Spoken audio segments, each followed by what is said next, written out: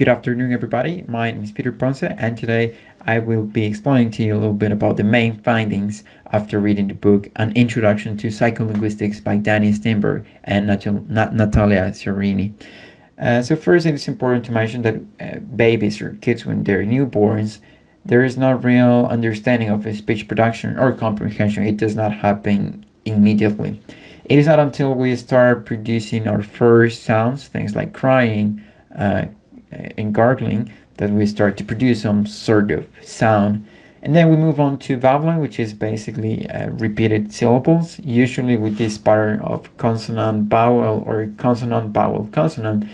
That's why in many different languages, one of the first words that are learned are things like mama, dada, mama, papa. So they follow this pattern of consonant vowel consonant. Another important thing to mention is that babbling happens mostly unintentional when kids are starting to play with their articulators and they just happen to produce a sound. Whereas when it comes to early speech, that happens around 1 year. That's when kids start to produce their first meaningful words, and that they start to connect those things to people, to objects, to things that they have experienced. Another important thing is the order of sound acquisition. There is not an exact answer. There are many studies, but it is believed that when it comes to consonants, usually kids learn the consonants, the front consonants, and then they learn the back consonants. So the first consonants that kids might learn are things like p, and b, whereas things like k are learned afterwards. On the other hand, when it comes to vowels, first they start learning from the back and to the front, usually because the vowels from the back are easier to produce, things like and eh, whereas in the front, things like and are a little bit more tricky for them.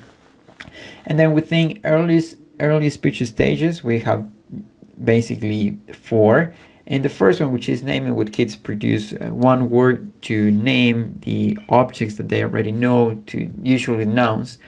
And then we have a stage that is quite similar, that is called the holophrastic stage, in which they are still using one word utterances, but they are trying to convey a more complex and more elaborated meaning. So the same word mama could have different meanings depending on what the kid is trying to say. So it could be mama, could be mom, I need your help, or mama, I want to eat something. So there are different meanings, and kids can be quite creative when it comes to this kind of production. Then we have the telegraphic stage that happens at around 2 years. And in this stage, kids are producing 2 or 3 word utterances, mostly content words, things like nouns, adjectives, and verbs. They don't really use function words yet. And although grammar is not complete, is not perfect, they're already showing some understanding of their grammar system. That's when we move on to the morpheme acquisition, in which kids start to use um, grammar markers. They start using function words, things like articles, prepositions, auxiliaries, and they also start to use auxiliaries like plurals and tense markers. Now, when it comes to morpheme order, there is a theory based on Roger Brown's study in which he found a general order of morpheme acquisition. So first they start with learning the progressives, then using the prepositions in on, and then using the plurals.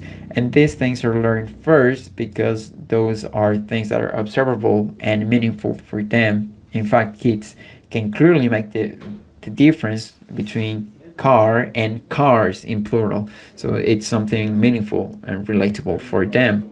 Now, when it comes to negation, it's quite a complex process, but basically it is explained within 3 periods.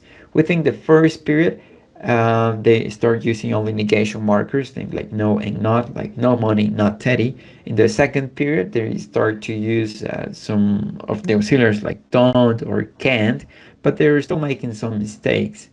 In the third period, they start to use more complex forms of the verb to be, for example, and using will and do. Although errors might still happen within a couple of months, those errors or those mistakes should be gone. Eventually, that happens.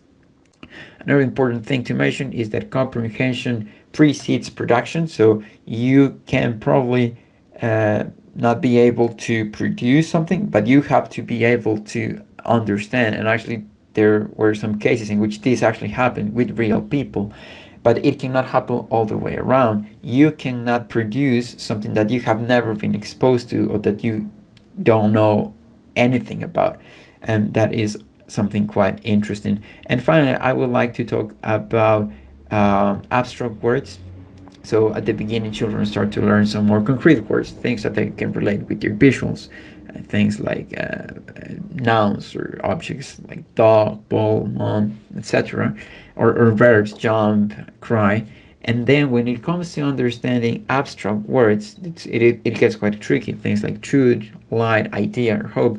You cannot really have a concrete definition of that, but rather you start to understand or make those connections based on the experiences that you have and based on the context and different situations. So those are the things that were more interesting for me after reading this first chapter. There's lots of information that I was not able to include, but yeah, those are the main findings.